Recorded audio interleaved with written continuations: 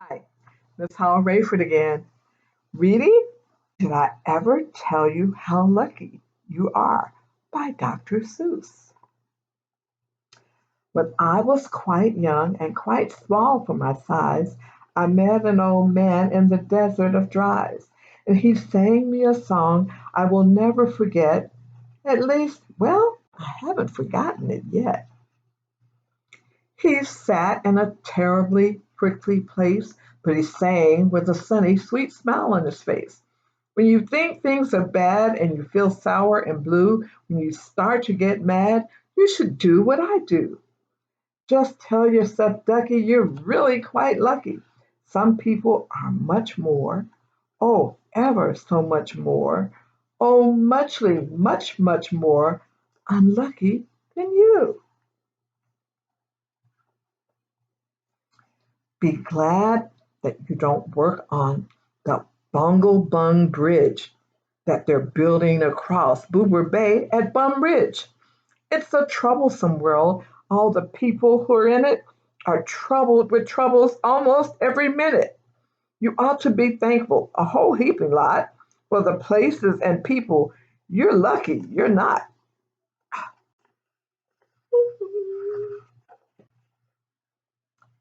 Just suppose, for example, that you lived in Gazette and got caught in that traffic on Zate Highway 8.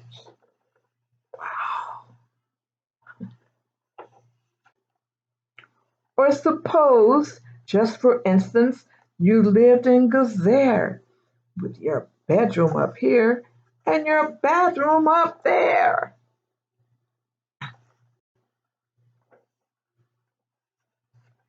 Suppose, just suppose you were poor Herbie Hart, who has taken his defibrillator apart. He will never get it together, I'm sure. He never will know if the gick or the gore fits into the shrug or the snucks or the snore. Yes, Ducky, you're lucky you're not Herbie Hart, who has taken his defibrillator apart. Dun, dun. Think they work you too hard? Think of poor Arlie Sard. He has to mow grass in his uncle's backyard, and it's quick growing grass, and it grows as he mows it. The faster he mows it, the faster he grows it. And all that his stingy old uncle will pay for his shoving that mower around in that hay is the pitiful pay of 2 ducats a day. And Ollie can't live on such pitiful pay. So he has to paint flagpoles on Sundays and grooves. How lucky you are you don't live in his shoes.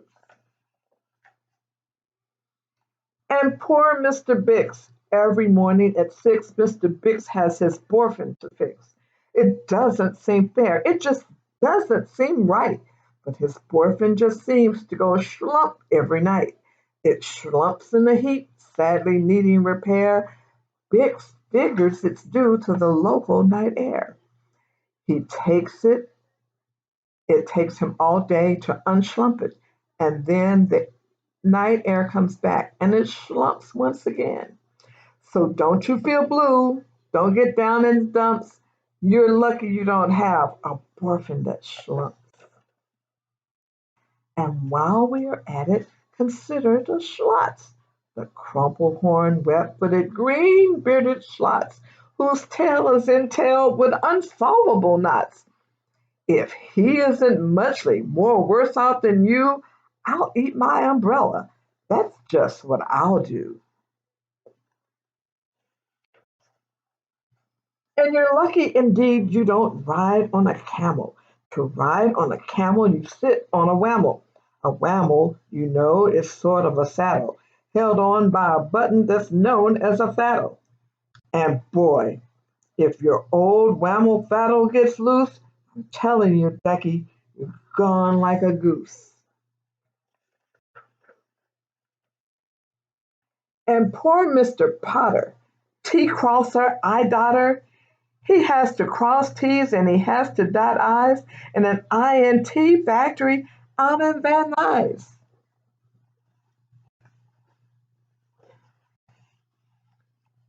Oh, the jobs people work at out west near Hotch Hotch.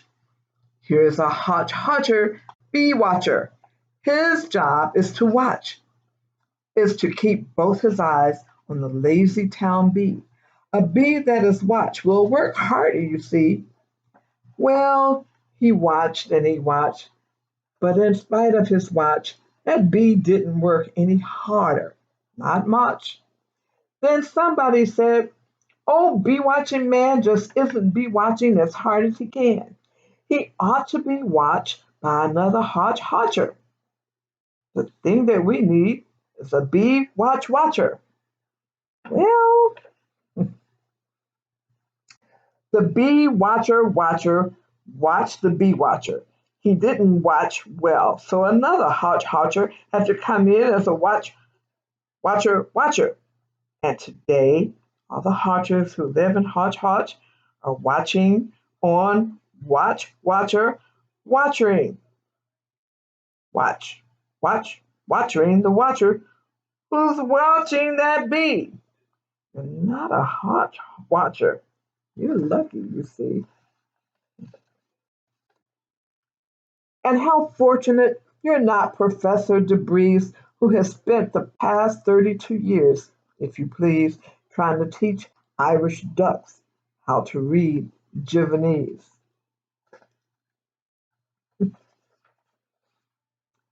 And think of the poor puffing Poogle horn players who have to parade down the Poogle horn stairs every morning to wake up the Prince of Pooboken.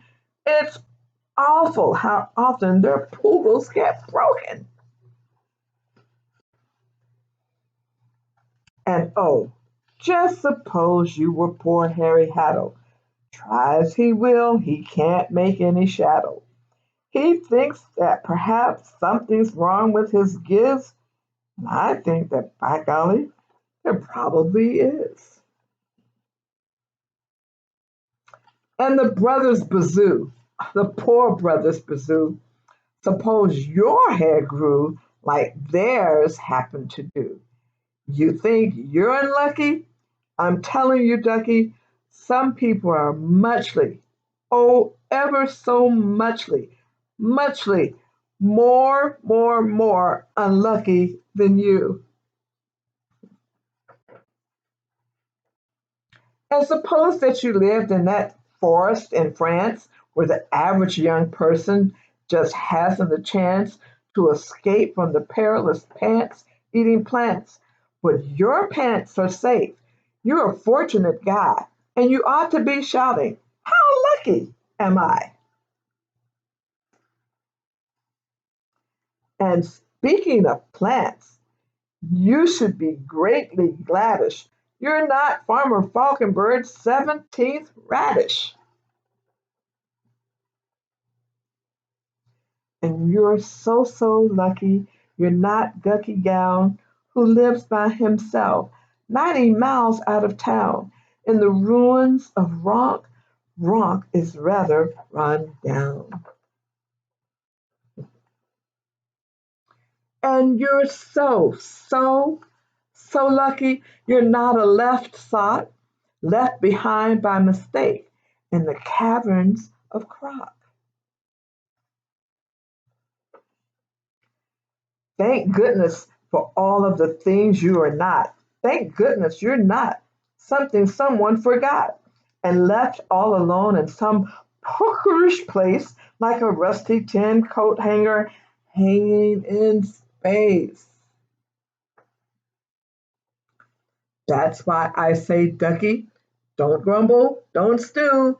Some critters are so oh, ever so so much more unlucky than you. I hope you enjoyed the story and know that you too are very lucky. Have a great day.